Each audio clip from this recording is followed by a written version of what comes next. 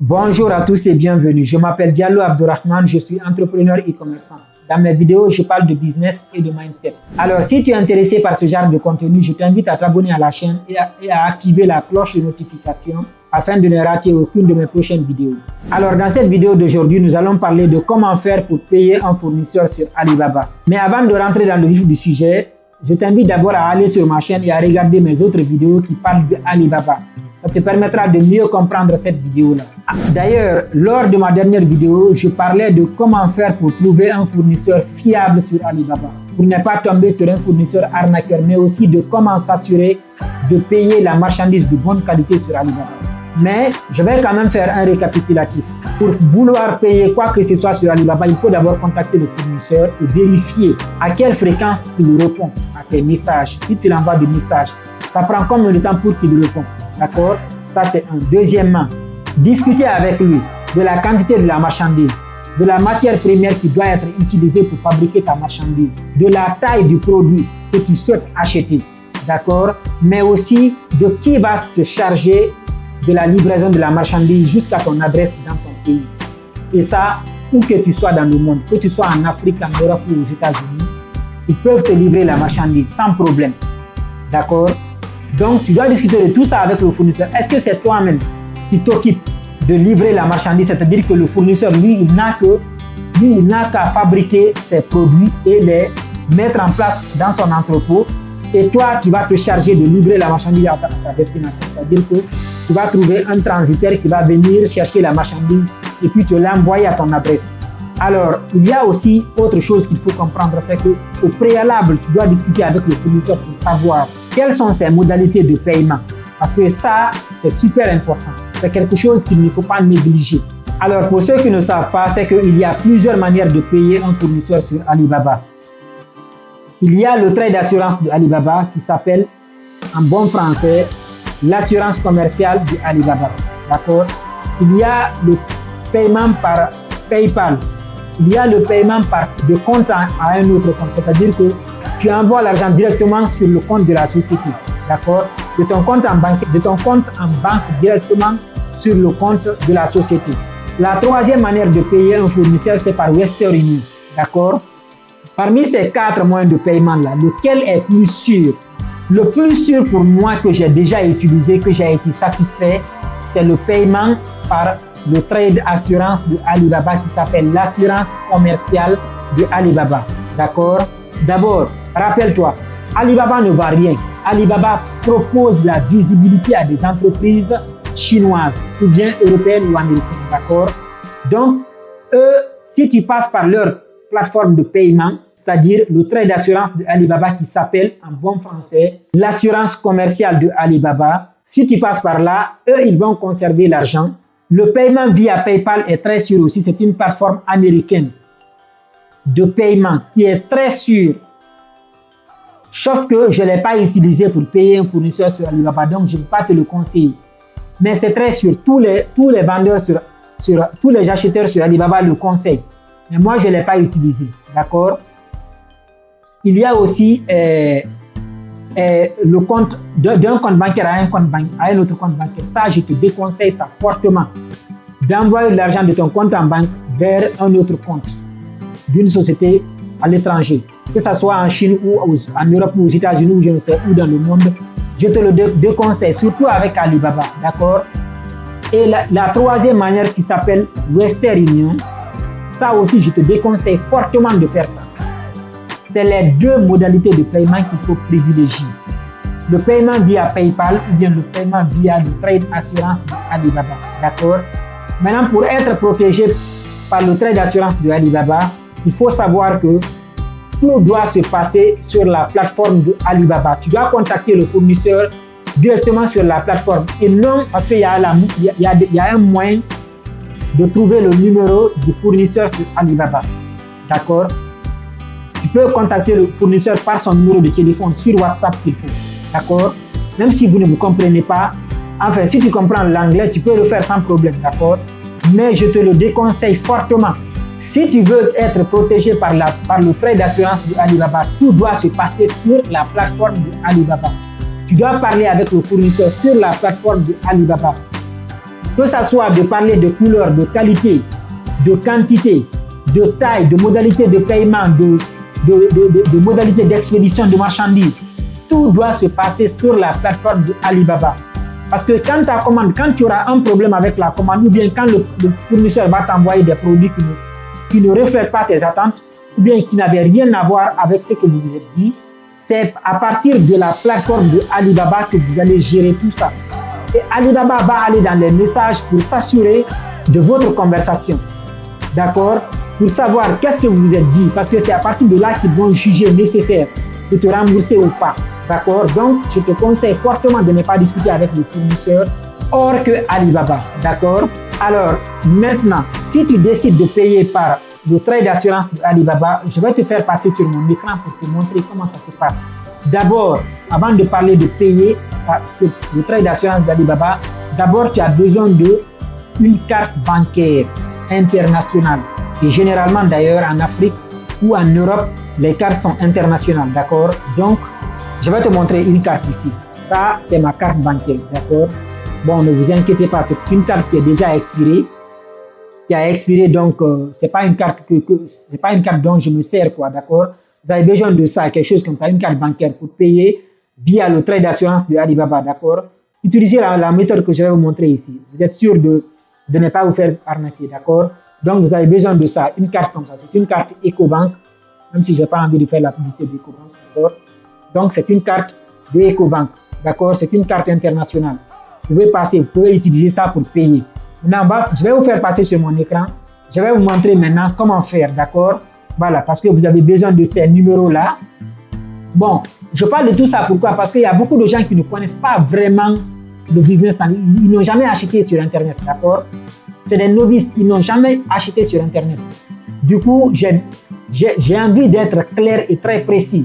En fait, mon objectif ici est d'impacter, d'accord, d'aider les gens.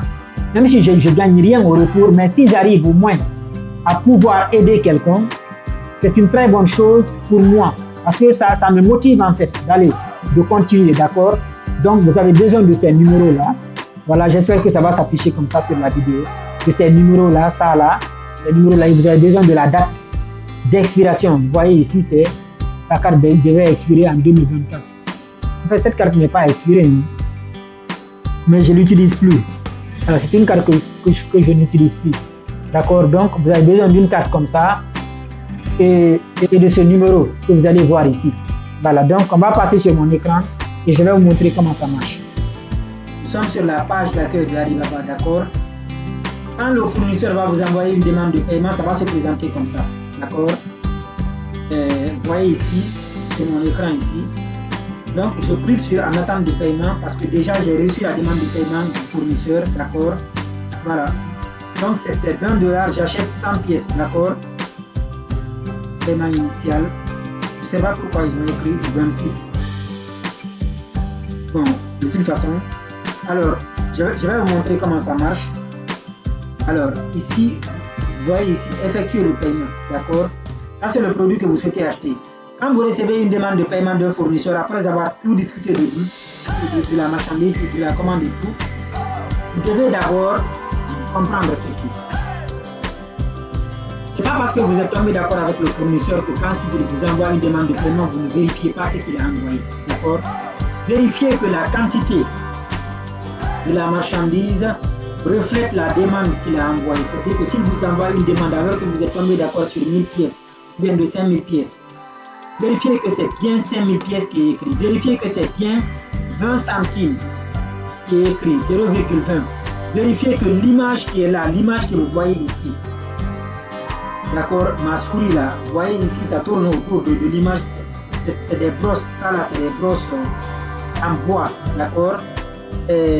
Vérifiez que c'est bien l'image du produit que vous souhaitez acheter, d'accord. Ce n'est pas une image approximative, ou bien il va vous dire non, ça c'est pas important, on va changer après, non. Avant de payer, vérifiez que c'est bien l'image que vous avez demandé qui est sur le truc, d'accord? La quantité, le poids, la taille, la forme, la couleur, les pièces, le système d'emballage et tout. Vérifiez que tout est là avant de payer votre fournisseur, d'accord? Voilà. Moi ici, par exemple, c'est un pack de 10, d'accord. On dirait que dans la boîte ici, il y a 10. Vous voyez? Donc, j'achète 100 pièces, d'accord. Disons que je ne vais pas... Attendez, je vais voir si je pourrais ouvrir le truc là. Parce que j'ai eu un cas comme ça récemment où j'ai discuté avec le fournisseur, on est tombé d'accord sur la quantité, on est tombé d'accord sur tous les points en fait, d'accord. Et à ma grande surprise, il m'envoie une demande de paiement, mais que ce n'est pas la photo du produit que je veux acheter. La photo qu'il a mis sur la demande de paiement est une photo d'un produit qui coûte beaucoup moins cher que ce qu'il peut me facturer. Alors que le produit que j'ai demandé, c'est pas, en fait, pour vous faire comprendre ici, la photo est différente de ce que je voulais acheter, d'accord. Peut-être qu'il voulait me vendre ce produit-là, et puis à un prix, il m'a facturé alors que je veux un produit d'une qualité supérieure. Donc c'est des choses à faire attention, quoi, d'accord. Voilà, j'espère que vous comprenez parce que moi, parfois, j'ai du mal avec la pédagogie, d'accord. Voilà. Donc, effectuer le paiement, je clique sur effectuer le paiement, d'accord. Alors ici, vous avez plusieurs choix. Vous avez la possibilité de payer de différentes manières, d'accord. Vous voyez ici par Apple Pay, d'accord. Il y a la modalité de paiement de Apple Pay, mais toujours sur le trait d'assurance de Alibaba. Donc ça, c'est pas vraiment d'accord. Parce que moi, déjà, je n'ai jamais payé avec Apple Pay sur le trait d'assurance de Alibaba parce que je ne suis pas abonné de Apple Pay, d'accord. Donc, carte de débit ou crédit. Vous pouvez cliquer sur ça si vous souhaitez payer avec une carte de crédit comme celle-là, une carte de débit comme celle-là, d'accord. Ou bien comme celle-là, je vais montrer sur le truc ici, comme celle-là, d'accord. Alors, si vous souhaitez aussi payer via Google Pay, vous cliquez sur Google Pay, d'accord. Ici, vous voyez le transfert Telegram, d'accord.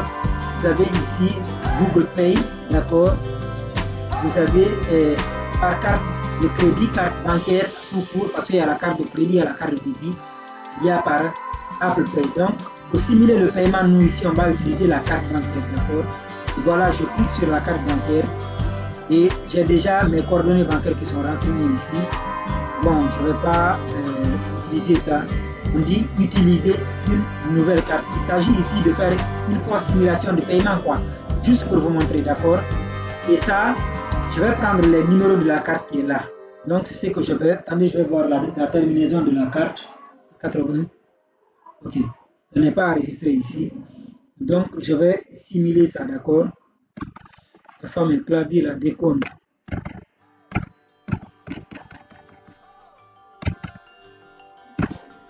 En fait, les écritures, c'est effacé, quoi. C'est pour ça que je ne vois pas bien les numéros.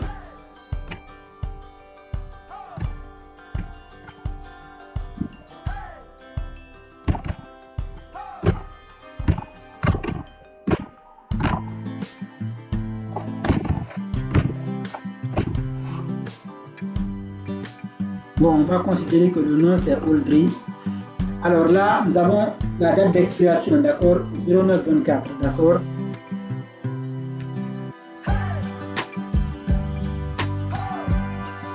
D'accord, qu'est-ce que j'ai pris là? Ah, ok. Attends.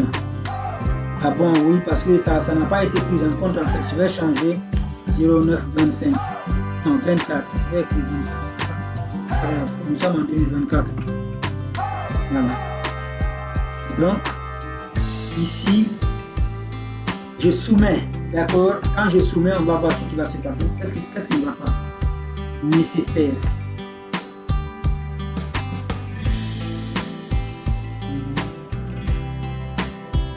Ok, Abdurrahman.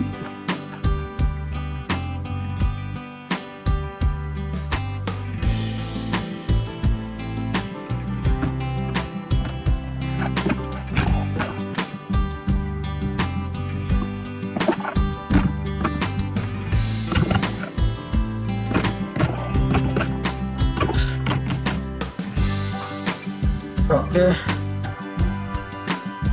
Alors ici on dit 09 25 25. Je vais écrire 25, c'est mieux. Comme ça, on ne va pas me saouler avec ça.